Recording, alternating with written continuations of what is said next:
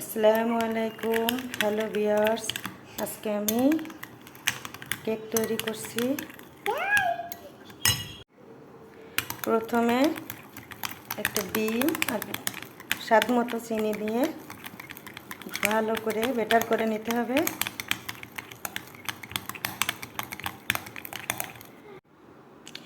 এই পর্যায়ে আমি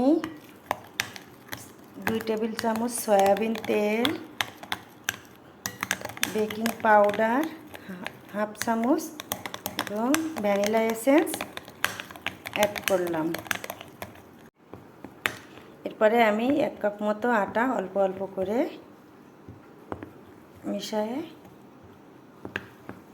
সাধারণ কেক থেকে এই কেকের ডোটা একটু শক্ত হবে।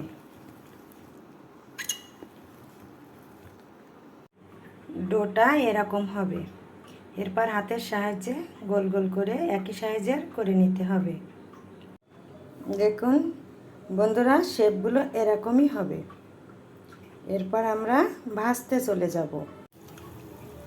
এরপর আমরা এভাবে তেলের সাহায্যে ভেজে নেব। এটা হলো তেলে ভাজা কেক। দেখেন আস্তে আস্তে ভিউয়ার্স কেকগুলো বড় হয়ে যাচ্ছে। জালটা মাঝারি আঁচে থাকবে।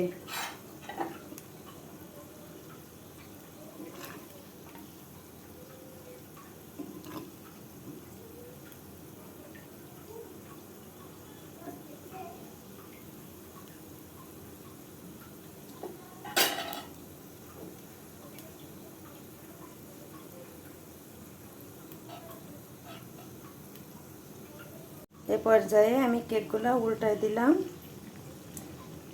অপর সাইডটাও একইভাবে ভেজে নিতে হবে।